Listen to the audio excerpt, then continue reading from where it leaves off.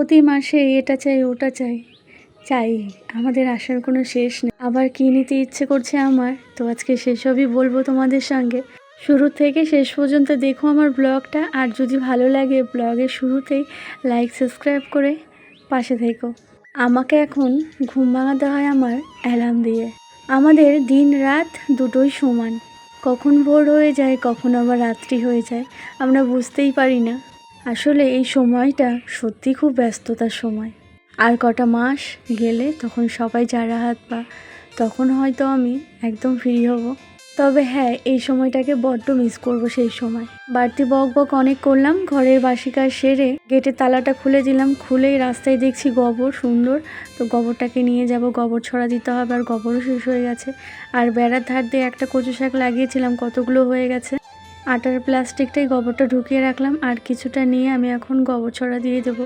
যেদিন সূর্য উঠে যায় সেদিন তো দেওয়া যায় না, আর সূর্য ওঠার আগেই দিতে হয়। এখন ঘড়ির কাঁটায় বাজে 5:30। আমি ঘুম থেকে উঠেছি 4:45টার দিকে। একটাতে 4:30টার অ্যালার্ম দিয়ে রেখেছিলাম, একটাতে 4:45। 4:30টাটা জাগনা পাইনি, 4:45টাটা পেয়েছি। ঘর বারান্দা মুছে ছাড়া জামা কাপড়গুলো নিয়ে বেরিং গাবলায় রেখে সিঁড়ির সামনেটা আবার ধুয়ে দেওয়া সেরে সোজা স্নানটা করে ঘরে চলে এলাম। সাজুগুজু বলতে গালে একটু কিরি, কপালে টিপ আর সিঁথিতে সিঁদুর, এই হলো আমাদের সাজুগুজু। আর আমি যেটা করি, স্নানের পর প্রতিদিন এসে আমি নারকেল তেল মাখি। কারো যাতে ঘুম ডিস্টার্ব না হয়, লাইটটা অফ করে পর্দাটা ফেলে এই যে ঠাকুর ঘরে চলে এলাম।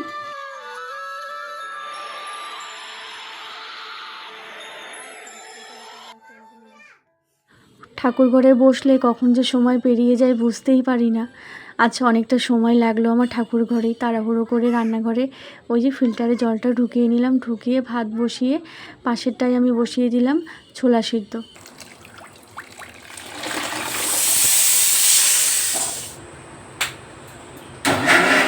এবার চলো বলি আজকে আমি কী রান্না করছি সকালে।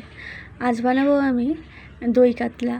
তো সিম্পলভাবেই বানাবো। প্রথমে জিরে ফোড়ন দিয়ে দিয়েছি, তারপরে একটা দারচিনি, একটা লং। মেয়ে উঠে গেছে, গ্যাসটা কমিয়ে মেয়েকে খাইয়ে আবার চলে এলাম রান্নাঘরে। পেঁয়াজটাকে লালচে করে ভেজে তারপরে যে মশলাটা পেস্ট করে রেখেছিলাম সেটাকে দিয়ে ভালো করে একটু কষিয়ে, টক দই ফেটিয়ে রেখেছিলাম সেটাকেও ভালো করে দিয়ে নাড়িয়ে চাড়িয়ে আর একটু কষিয়ে নেব।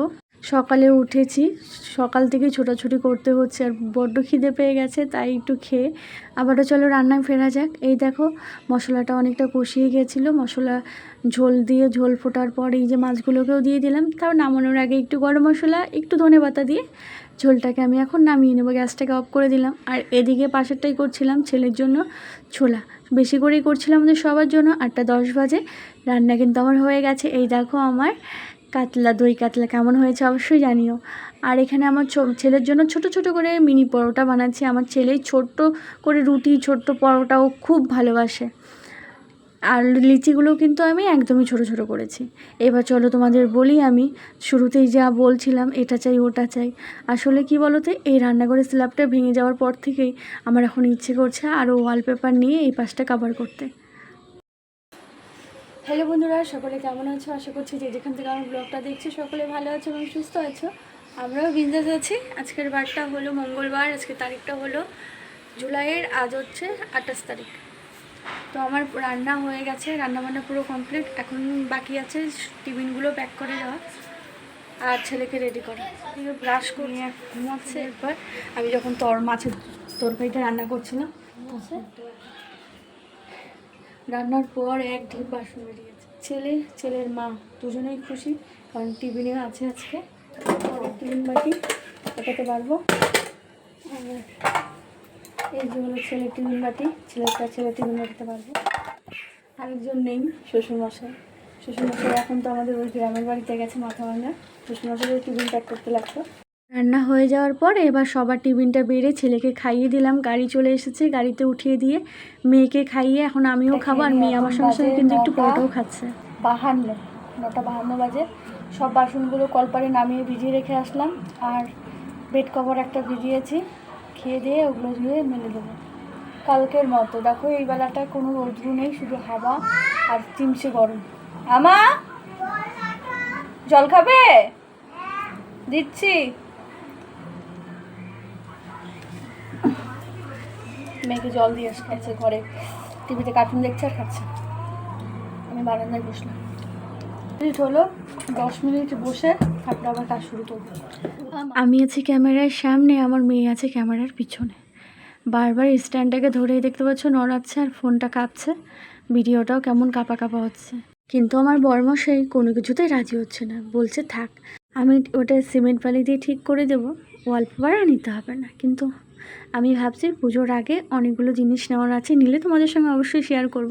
তবে মেন যেটা আমি সর্বপ্রথম নেবো সেটা হচ্ছে ওয়ালপেপার, ওটাকে ঢাকার জন্য। তো বন্ধুরা, বাজে এখন 11:26।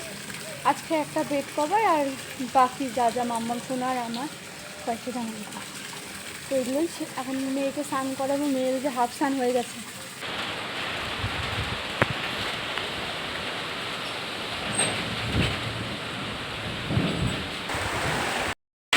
দৌড়ে বাইরের থেকে যা যা ছিল নিয়ে চলে আসছে। এখন তো 40 বাজে, 2:39 বাজে এখন, আর বাইরে মুসুল আর বৃষ্টি হয়ে গেল।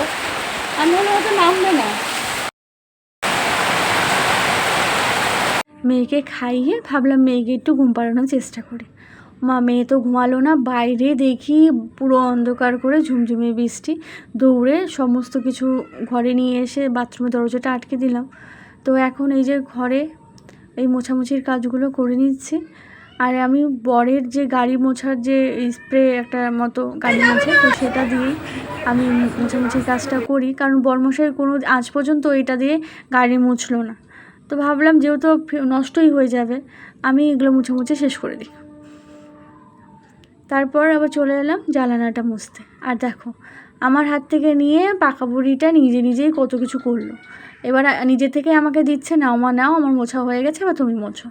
জ্বালানাটা যেহেতু রাস্তার পাশে, দুদিন পরই কেমন ঝুল পড়ে যায়, আর অতিরিক্ত আমাদের ঘরে না ঝুল পড়ে। বৃষ্টিটা বাইরে কমলো বুঝি, তো বৃষ্টিটা কমলে আবার আমার অনেক কাজ বাড়বে।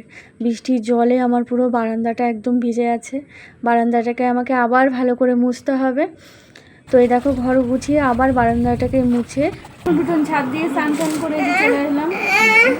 ভাত খেতে ছেলে আসলো এইমাত্র। তো এই যে মা, মেয়ে, ছেলে 3 জনে বসেছি খেতে। চলো খাবারটা খেয়ে নিই। ফোন লাগবে, এখন ফোন দিতে হবে, তা নাহলে ভাত খাবে না। বাসন মেজে এক প্লাস্টিক পেয়ারা করলাম, আর পেয়ারার গাগুলো তো না এই যেরকম হয়ে যাচ্ছে মশার মতো। তো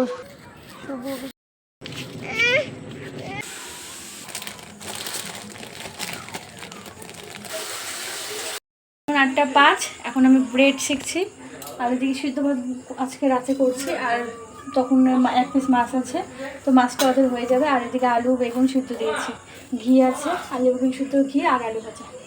আলু ভাজাটা ওখানে বানিয়ে গেছে, ব্যাস দারুণ খাবার। আর এখানে আমি তোমার দাদাকে টিফিন করে দিচ্ছি। খেতে পেয়েছি, ভাতটা এখন খাবে না, খেতে চায় না অন্যদিন, আজকে নিজে থেকেই বললো খেতে পেয়েছে। তো আজকের ব্লগটা এখানেই শেষ করছি। সকলে ভালো থেকো, সুস্থ থেকো, আর সারাদিনের সকাল থেকে রাত পর্যন্ত ভিডিওটা কেমন লাগলে অবশ্যই জানিও। টাটা, দেখা হচ্ছে নেক্সট ব্লগে।